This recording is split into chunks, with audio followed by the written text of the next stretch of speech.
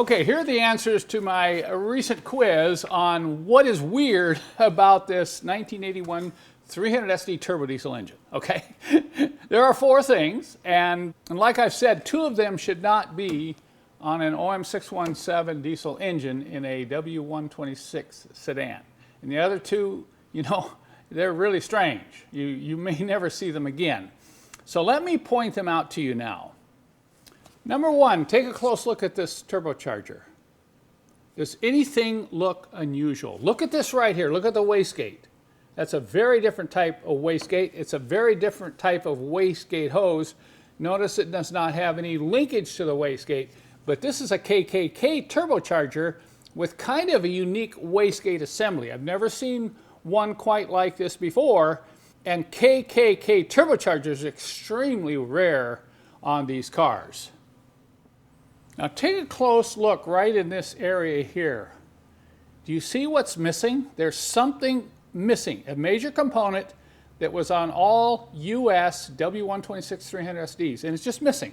I got down here and I thought, well, maybe it's been altered or maybe it's been plugged off, but no, it's just never been on this engine, and that's the EGR valve, or the exhaust gas recirculation valve assembly, which sits right here, and it has a pipe which goes back into the exhaust manifold. That's gone. Now, immediately, some of you might say, well, Kent, this is out of a 300SD, a W116, and those first 2 years of the OM617 turbo diesel engine in the US market, they did not have EGR valves. But that's not the case. This is not a W116 300SD engine, and when I show you the third item, you'll understand why.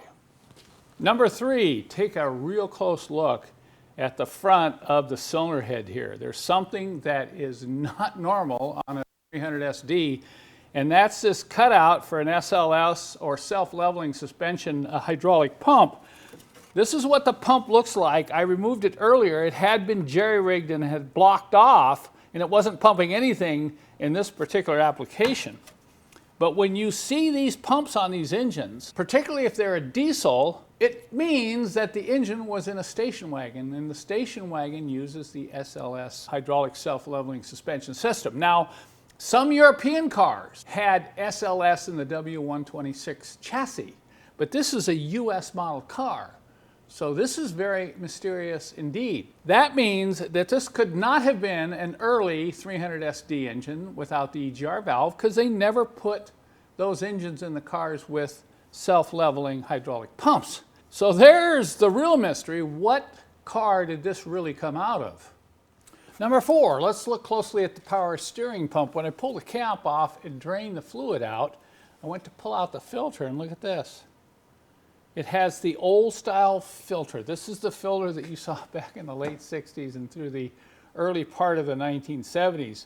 Every single W126 300SD I've ever seen has a power steering pump with a normal paper element accordion style filter, okay? And I'm looking at the name tag here, and this is a Sperry manufactured pump. Now, every other pump I've seen has been a ZF pump.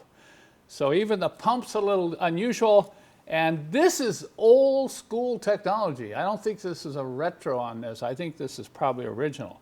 So when you look at those 4 things, what in the world did this engine come out of anyway? We got some strange OM617 engine. Maybe it's a hopped up non-US model that has more power than the normal OM617. At least you don't have the EGR valve on it. Now I'm going to save this engine. This is an important engine to save. It runs real good. I'm going to do a compression test on it, but because it has the SLS pump, I'm going to hang on to this engine and start looking for a real nice 300 TD wagon. You know, maybe if one of you out there has a 300 TD wagon with a worn out engine, you just might be able to talk me out of this engine here. But as I take this car apart, this engine is going to be saved.